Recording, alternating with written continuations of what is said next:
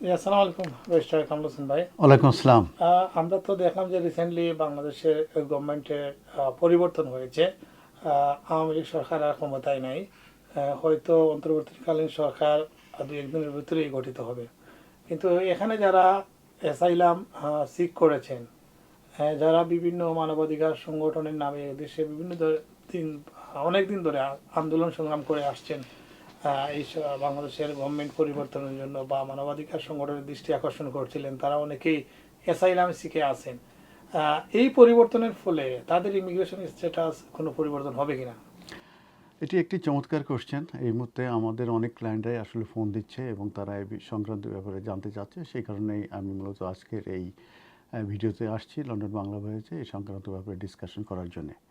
তো এই সংক্রান্ত ব্যাপারে প্রশ্নের উত্তর দিতে গেলে প্রথমে আমাদেরকে জানা দরকার যে আসলে রিফিউজি স্ট্যাটাসটা কী, কিংবা এই অ্যাসাইলাম যদি সাকসেস হতে হয় তাহলে কোন কোন ইস্যুগুলো তাদেরকে প্রমাণ করতে হয়। তো সেই ক্ষেত্রে যে definition of the term of refugee যেটা মূলত সেট আউট করা হয়েছে article 1A of subsection 2 of the refugee convention, সেখানে পাঁচটা মূলত ইস্যুর কথা বলা হয়েছে। যে পাঁচটা ইস্যু যদি ওই অ্যাসাইলাম সিকারের যে অ্যাসাইলামে যদি থেকে থাকে তাহলে কিন্তু তারা রিফিউজি স্ট্যাটাস পেতে পারে কিংবা রিফিউজি স্ট্যাটাস তাদের গ্রান্ট হতে পারে। প্রথম যেটা হচ্ছে যে তাদের যদি well founded fear of persecution যদি থেকে থাকে তার country of origin, number one. Number two হচ্ছে তারা যে যখন দেশে ছিল তখন এমন কিছু ট্রিটমেন্ট তারা পেয়েছে, অথবা তারা যদি রিটার্ন হয় এমন কিছু ট্রিটমেন্ট তারা পাবে যেটা খুবই ব্যাড এবং সেটা গণ্য হবে পারসিকিউশন হিসাবে। আর নাম্বার থার্ড হচ্ছে যে পাঁচটা কনভেনশন রিজন আছে 1951-এর ইউএন কনভেনশনে, যেটার পাঁচটার ভিতরে যে কোনো একটা তাদের রিজনিং হতে হবে। তার ভিতরে আছে race, religion, nationality, membership of a particular social group এবং পলিটিক্যাল ওপিনিয়ন। আর আরেকটা হচ্ছে যে তাদেরকে তাদের দেশের বাইরে থাকতে হবে। আর ফিফথ যেটা হচ্ছে being unable or willing to obtain protection in that country.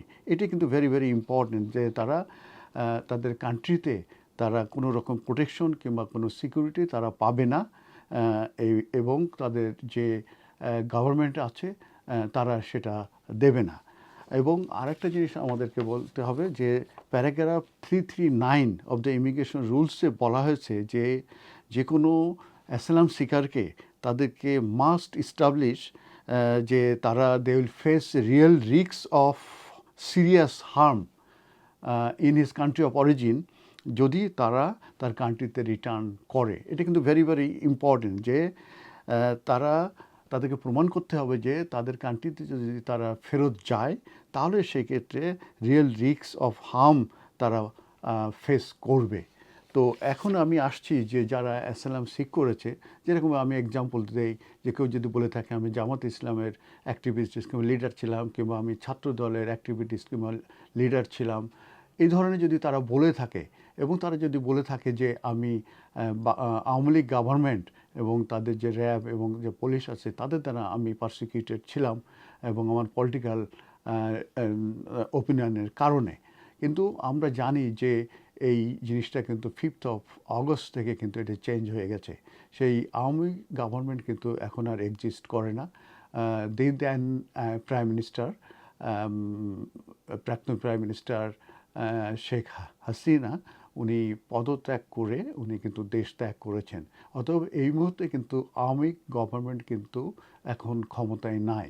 কিন্তু যখন অ্যাসাইলাম সিক করেছে তারা কিন্তু বলেছে যে আওয়ামী গভর্নমেন্টের যেসব এজেন্সি আছে কিংবা আওয়ামী লীগের যে পলিটিক্যাল যেসব অ্যাক্টিভিটিস আছে, ছাত্র দল কিংবা আওয়ামী লীগের যেসব মেম্বার আছে তাদের দ্বারাই কিন্তু প্রসিকিউটেড হয়েছিল। এটা ছাত্র লীগ হবে, ছাত্র দল নয়, তাদের দ্বারা কিন্তু প্রসিকিউটেড হয়েছিল। তা এখন তাদের যদি এক্সিস্ট না থাকে তার মানে কি তার যে real risk on harm on return his country of origin সেটা কিন্তু এক্সিস্ট করছে না। এবং সেখানে কিন্তু তার প্রোটেকশন থাকছে না, সেটাও কিন্তু সে বলতে পারছে না। তো যে কারণে আমি কিন্তু ডেফিনেশনটা আগে বলে নিয়েছি। তো সে প্রোটেকশন পেতে পারবে, কারণ সেই গভর্নমেন্ট তো এখন থাকছে না, নতুন গভর্নমেন্ট, ইন্টারিম গভর্নমেন্ট আসছে, এবং পরবর্তীতে ইলেকশনের মাধ্যমে প্রসেসে হয়তো অন্য কেউ ক্ষমতায় আসবে। যেহেতু আওয়ামী লীগ গভর্নমেন্ট আর নাই, অতএব এই ক্ষেত্রে তাদের যে রিয়েল রিস্ক অন রিটার্ন এবং তারা যে হার্ম হবে এবং তাদের যে অন রিটার্ন যে তারা পারসিকিউটেড হবে কিংবা তারা যে প্রোটেকশন পাবে না, এইটা কিন্তু তাদের এই অ্যাসাইলামের যে যে মেন যে কন্টেন্ট ছিল সেটি কিন্তু আর কার্যকরী হচ্ছে না।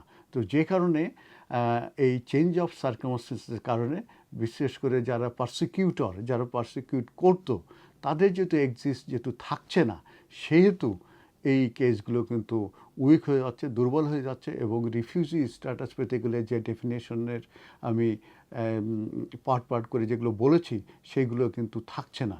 তো যে কারণে দেখা যাচ্ছে যে তাদের অ্যাসাইলামটা কিন্তু সাকসেস হওয়া, রিফিউজি স্ট্যাটাস পাওয়া কিন্তু ভেরি ভেরি ডিফিকাল্ট হয়ে যাবে।